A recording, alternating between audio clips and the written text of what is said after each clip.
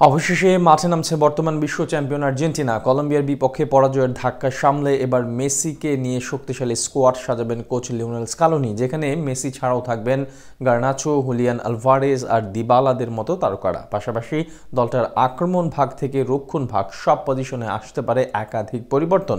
সব মিলিয়ে কবে এবং কাদের বিপক্ষে মাঠে নামবে আলবিসেলেস্তারা, তার বিস্তারিত থাকছে রিপোর্ট।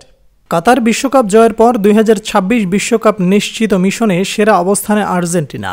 লাতিন আমেরিকার সবগুলো দলকে টেক্কা দিয়ে তারা এখন সবার উপরে, যদিও নিজেদের সব শেষ ম্যাচে পরাজিত হয়েছে শক্তিশালী কলম্বিয়ার বিপক্ষে।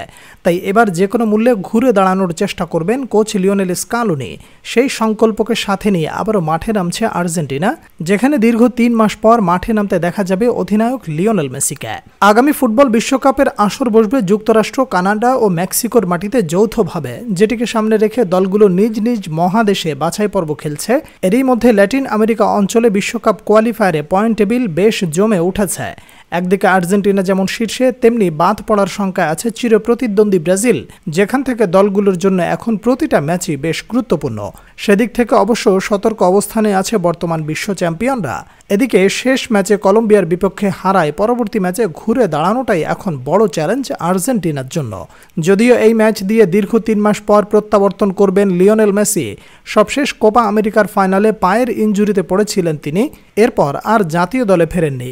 কলম্বিয়ার বিপক্ষে ট্রফি জিতলেও সেই ম্যাচে মেসির এমন কান্না ভেজা চোখ চিন্তায় ফেলে দিয়েছিল ভক্তদের। তবে গত সপ্তাহে ইনজুরি কাটিয়ে ইন্টার মায়ামির হয়ে মাঠে ফিরেন তিনি, সাথে করেন 2টি গোল।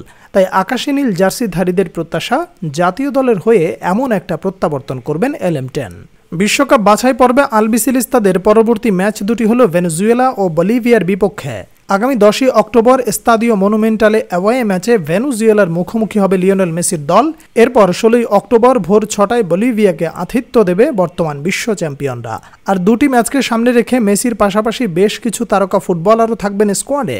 আর্জেন্টিনার জার্সিতে শেষ 2 ম্যাচে দারুণ পারফরমেন্স করেছিলেন পাউলো দিবালা, হুলিয়ান আলভারেজরা করেছিলেন 1টি করে গোল।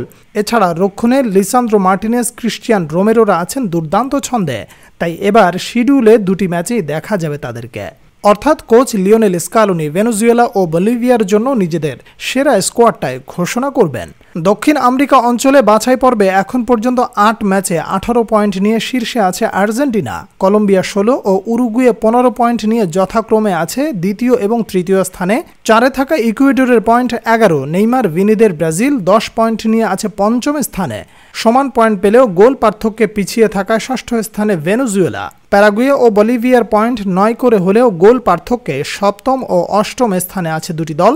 লাতিন আমেরিকা অঞ্চলের মোট 10টি দল বিশ্বকাপ বাছাই পর্বে অংশগ্রহণ করেছে, যেখান থেকে শীর্ষ 6টি দল সরাসরি বিশ্বকাপের টিকিট পাবে।